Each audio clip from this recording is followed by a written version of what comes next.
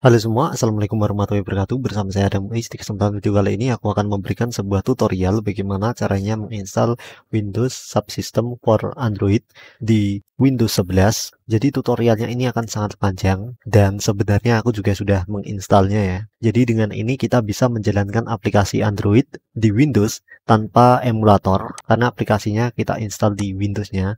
Jadi langsung bisa dibuka seperti ini. Jadi ini tidak di emulator ya guys. Nah, sebenarnya aku pengen bahas ini sudah dari lama, tapi masalahnya adalah aplikasinya ini nggak tersedia di Indonesia. Jadi dari dulu sampai sekarang, sampai aplikasinya ini mau dihentikan atau tidak disupport lagi, yang akan berakhir pada 5 Maret 2025, masih juga belum bisa diinstal di negara Indonesia. Nah, ini beberapa negara yang disupport oleh Amazon App Store dan WSA. Jadi Indonesia di sini nggak ada. Mungkin masalah dengan kebijakan ataupun lisensinya ya, aku nggak tahu. Tapi sampai akhirnya mau dihentikan, belum bisa juga diinstal di Indonesia. Nah, solusinya sebenarnya sangat mudah, yaitu kita tinggal membuka menu setting atau pengaturan di Windows. Kemudian kita bisa masuk ke time and language dan di sini regionnya kita ubah dari Indonesia menjadi United States dan juga regional formatnya kita ubah menjadi English United States. Nah, selanjutnya nanti kita bisa menginstal Windows Subsystem for Android ini dari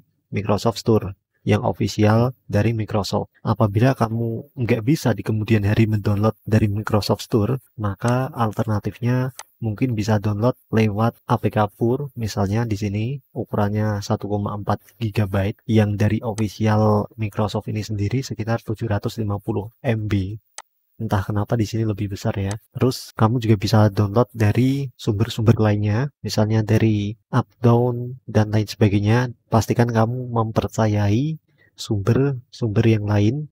Nah, kemudian apabila kita sudah menginstal Windows Subsystem for Android, langkah pertama kita perlu mengaktifkan Hyper-Vision. Nah, jadi untuk melihat apakah Hyper-Vision kamu sudah aktif di komputer, kita bisa buka Task Manager, ketikkan saja di Windows Task Manager atau bisa klik kombinasi keyboard Ctrl Shift ESC di sini untuk membuka Task Manager.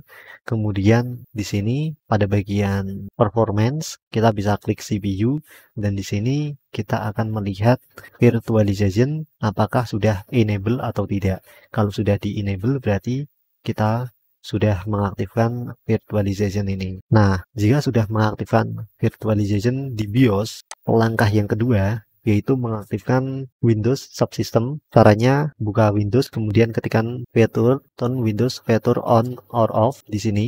Kemudian kita scroll ke bawah dan di sini kita aktifkan atau centang Windows Hyper-Vision Platform. Nah, kita bisa centang kemudian klik OK, kemudian restart komputernya. Yang ketiga, kita perlu mendownload SDK Platform Tool. Nah, dengan begitu kita akan mendapatkan sebuah file seperti ini. Ada program ADB untuk menjalankan WSA-nya tadi. Nah, jadi kita mendapatkan program ADB seperti ini yang nanti kita butuhkan. Sebenarnya kamu juga bisa download platform tool ini melalui Android Studio. Kemudian di sini kita bisa masuk ke SDK Manager dan masuk ke SDK Tool dan kita bisa install Android SDK Platform Tool. Nah, biasanya lokasi penyimpanannya di sini harus diperhatikan ya, lokasi penyimpanannya yang ada program ADB-nya. Kemudian langkah keempat berarti ya, kita perlu menambahkan ini ke sistem variable environment. Ketikkan saja di Windows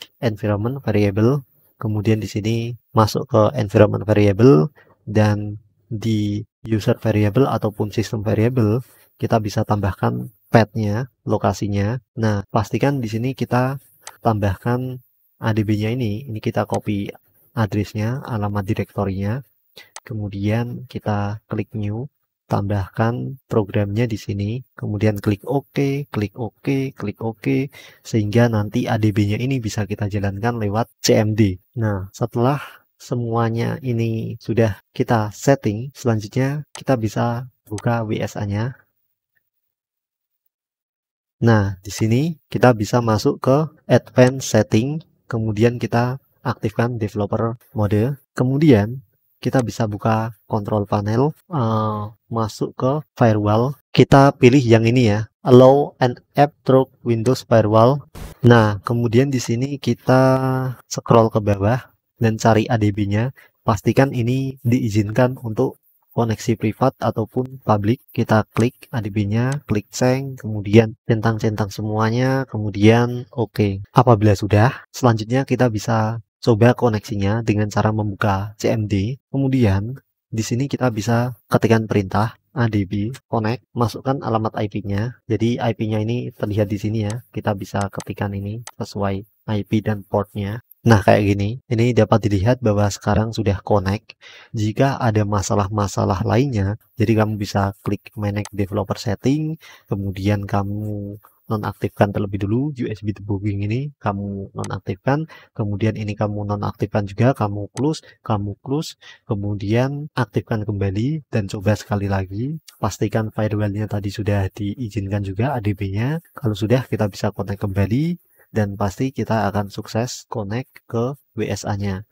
Kemudian perintah untuk install aplikasi, kita bisa klikkan ADB install. Nah, kemudian ketikkan lokasi aplikasinya.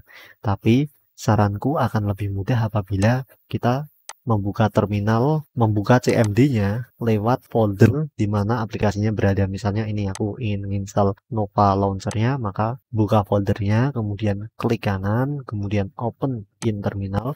Jadi CMD-nya kita buka di folder ini, sehingga kita nggak perlu nulis alamat aplikasinya, lokasi aplikasinya yang akan membuat jadi panjang. Kemudian untuk install aplikasinya, tinggal kita tulis ADB install nama aplikasinya. Kemudian kita enter. Nah, sukses terinstall. Maka di sini kita bisa melihat aplikasinya terinstall dan bisa kita buka. Nah, karena aku sudah menginstal launcher yang tadi, maka kita juga bisa ngecek aplikasinya ada di sini. Nah, ini dia SQLite application. Jadi untuk app debugnya ini ya guys, ini aplikasi untuk testing aja, untuk uji coba saja.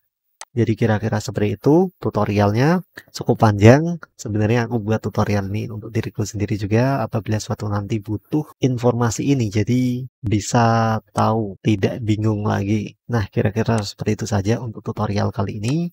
Apabila ada yang ingin tanyakan, silahkan tuliskan saja di kolom komentar untuk didiskusikan.